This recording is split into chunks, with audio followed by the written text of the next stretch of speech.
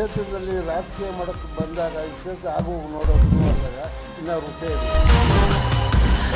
ಪ್ರಾರಂಭದಲ್ಲಿ ಒಬ್ಬರು ಪಾಪ ರೈತರು ಹಾಕೊಂಡ್ಬಿಟ್ರು. ಈಗ ಬೊಬ್ಬೆ ಬಂದಿರೋದು ಯಾರಿಗೆ ಗೊತ್ತಾ? ಜನಸಾಮಾನ್ಯನಿಗೆ. ಆ ಪ್ರಶ್ನೆ ನಮ್ಮನ್ನು ಕೇಳೋಕೆ ಬದಲು ಆ ಬೊಬ್ಬೆ ಬಂದವನಲ್ಲ ಅವನು ಕೇಳಿ ಅದ್ರ ಮೇಲೆ ಸ್ವಲ್ಪ ಕಾನ್ಸಂಟ್ರೇಟ್ ಮಾಡಿ. ಬರಲಿ, ಒಳ್ಳೆ ನೀರು ಬರಲಿ. ಈ ನೀರು ಯಾಕೆ ಕಾನ್ಸಂಟ್ರೇಟ್ ಮಾಡಲಿ. ಇಲ್ಲಿ ಹೇಮಾವತಿದ್ದು ತಗೊಂಡ್ಬಂದಿದ್ದಾರೆ, ಅದ್ರ ಮೇಲೆ ಸ್ವಲ್ಪ ಕಾನ್ಸಂಟ್ರೇಟ್ ಮಾಡಲಿ. ಬರಲಿ, ಒಳ್ಳೆ ನೀರು ಬರಲಿ. ಈ ನೀರು ಯಾಕೆ ಬಿಡಬೇಕು ಅನ್ನೋದು ಅಷ್ಟೇ. ಈ ನೀರು ಯಾಕೆ ಬಿಡಬೇಕು ಅಂದರೆ ಈಗ ನೋಡಿ, ನಿಮಗೂ ಗೊತ್ತಿರ್ಬೋದು, ನಾನು ನೋಡಿದೆ ವಿಡಿಯೋದಲ್ಲಿ ಅಲ್ಲಿ ತಾಮಗೊಂಡ ಹತ್ರ ಗಂಗಮೂಡಿ ಕೆರೆ ಮತ್ತು ಹಿರೇಕೆರೆ ಎರಡನ್ನ ದೇವ್ರ ಕೆರೆ ಅಲ್ಲ ಹಿರೇಕೆರೆ ಮನೆ ಕೆರೆನೂ ಚಾಮುಂಡಿ ಕೆರೆಗೆ ಅಲ್ಲಿಗೆ ಬಿಡಲ್ಲ. ಅದ್ರ ಅರ್ಥ ಏನು? ಅದಕ್ಕೆ ಯಾಕೆ ಬಿಡಬಾರ್ದು? ಅವರೆಲ್ಲ ಗಂಗಮ್ಮನ ಮಾಡ್ತೀವಿ, ಇಲ್ಲಿ ಬೇಡ ಅಂದಿದ್ದಕ್ಕೆ ಅದಕ್ಕೆ ಬಿಡಲ್ಲ. ಅದು ಬರೋದು ಬಿಡ, ಅದು ಹೇಳೋದು ಬೇಡ. ಈಗ ಅವ್ರು ಯಾಕೆ ಹೇಳಿದ್ರು ಅವೆರಡು ಕೆರೆ ನೀರು ಬಿಡಲ್ಲ ಅಂತ? ಅದನ್ನು ಹೇಳಬೇಕಲ್ಲ. ಅದು ಎಲ್ಲಿಂದ ಬರೋದ್ರಿ ಅದು ಒಳ್ಳೆ ನೀರಾದರೆ ಇರಲಿ ಬಿಡು ಅಂತ ಹೇಳ್ಬೋದಾಗಿತ್ತಲ್ಲ.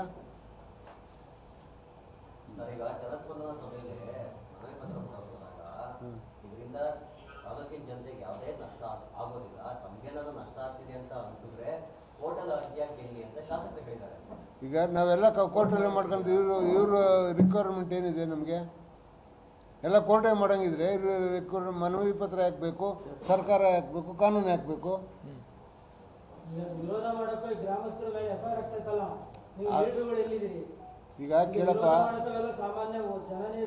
ಈಗ ನಾವು ಎಲ್ಲ ಬಂದಿದ್ದೀವಿ ವಿರೋಧಕ್ಕೆ, ಬೇಗೂರಿಗೂ ಬಂದಿದ್ದೀವಿ, ಸಭೆಗಳು ಮಾಡಿದ್ದೀವಿ. ಇದು ಆಗಬಾರ್ದು ಅಂತಲೇ ಅದನ್ನು ನಾವು ನಿಮ್ಮ ಮುಖಾಂತರ ಜನಗಳಿಗೆ ಸಂದೇಶ ಕಳಿಸಿ ಕೋರ್ಟ್ನಲ್ಲೇ ಹೋಗ್ತೀವಿ. ಏನೋ ದೇವರು ಅವ್ರಿಗೂ ದೊಡ್ಡ ಬುದ್ಧಿ ಕೊಟ್ಟು ನಿಮ್ಮ ಒಂದು ವಾಹಿನಿಗಳ ಮುಖಾಂತರ ಅವ್ರ ಪ್ರಜ್ಞೆ ಅರಿವು ಬಂದರೆ ನಿಂತರೆ ಒಳ್ಳೇದಲ್ಲ ಅಂತ ನಮ್ಮ ಒಂದು ಆಸೆ ಅಷ್ಟೇ. ನಿಮ್ಮನ್ನು ಕರೆದಿರೋದಲ್ಲ ಅದೇ ಉದ್ದೇಶಕ್ಕೆ ಹೊರತು ಅವರು ಮಾಡಿಬಿಡ್ತಾರಲ್ಲ, ನಿಮ್ಮ ಕಡೆಯಿಂದ ಏನಾದ್ರು ಸುದ್ದಿ ಮುಟ್ಟಿದ್ರೆ ಇದನ್ನು ಹಿಂದಕ್ಕೆ ಹೋಗ್ತಾರೆ ಅನ್ನೋ ಒಂದು ಆಸೆ. ಆಗಲ್ಲ ಅಂದರೆ ಕೋರ್ಟ್ ಇದ್ದೇ ಮಾಡೇ ಮಾಡ್ತೀವಿ. ಹೋರಾಟದ ಜೊತೆಯಲ್ಲಿ ಕಾನೂನು ಹೋರಾಟ ಮಾಡ್ತೀವಿ. ನೆಕ್ಸ್ಟ್ ಸ್ಟೆಪ್ ಏನು?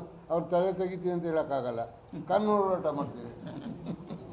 ನೀರು ಅವ್ರು BBMP ನೀರು ಬರ್ತಾ ಇದೆ, ಅವ್ರಿಗೆ ಅನಿವಾರ್ಯತೆ ಇಲ್ಲ. ನಮಗೆ ಬೇಕಾಗಿರೋದು ನಾವು ಎಲ್ಲ ಗ್ರಾಮೀಣ ಬದುಕಿನಿದ್ದೀವಿ, ನಾವು ಹೋರಾಟ ಮಾಡ್ತಾಯಿದ್ವಿ. ಯಲಹಂಕಕ್ಕೂ ನೆಲಮಂಗಲಕ್ಕೂ ಕಂಪೇರ್ ಮಾಡೋದು ಬೇಡ. ಗುತ್ತಿಗೆದಾರರು ಹೊಂದಾಣಿಕೆ ಮಾಡ್ಕೊಂಡು ಬಿಡಿಸ್ಕೊಂಡವ್ರೆ. ಈಗ ಸ್ವಲ್ಪ ಬಳಕೆ ಏನು ಮಾಡ್ತಾರೆ ಅವರು? ಸ್ವಲ್ಪ ಇರಪ್ಪ ನೋಡು, ನೀನು ಕೇಳೋ ಪ್ರಶ್ನೆ ಸರಿಗಿದೆ. ಅವ್ರಿಗೆ ಇದು ಕಾವೇರಿ ನೀರು ಬರ್ತಾ ಇದೆ, ಅಂತರ್ಜಲ ಬೋರ್ವೆಲ್ ನೀರು ಯಾರು ಕುಡಿಯಲ್ಲ ಯಲಹಂಕದವರು. ಇಲ್ಲಿ ಬೋರ್ವೆಲ್ ನೀರು ಬಿಟ್ಟರೆ ಬೇರೆ ಗತಿ ಇಲ್ಲ ಪಂಚಾಯತಿಗಳಲ್ಲಿ. ಅದನ್ನು ಕೇಳೋವಂಥ ವ್ಯವಧಾನ ಅಲ್ಲಿಲ್ಲ. ಯಾಕೆಂದರೆ ಅದು ನಗರೀಕರಣ ಆಗಿದೆ. ಇಲ್ಲಾದರೆ 4 ಜನ ಬರೋ ಶ್ರೀನಿವಾಸ ಮೂರ್ತಿ ಅಂದನಪ್ಪ ಅಂದ್ರೆ ಬರ್ತಾರೆ, ಅಲ್ಲಿ ವಾಚ್ ನೋಡಿಕೊಂಡು ನನಗೆ ಕೆಲಸ ಇದೆ ಹೋಗ್ತೀನಿ ಅಂತ ಹೋಗ್ತಾರೆ.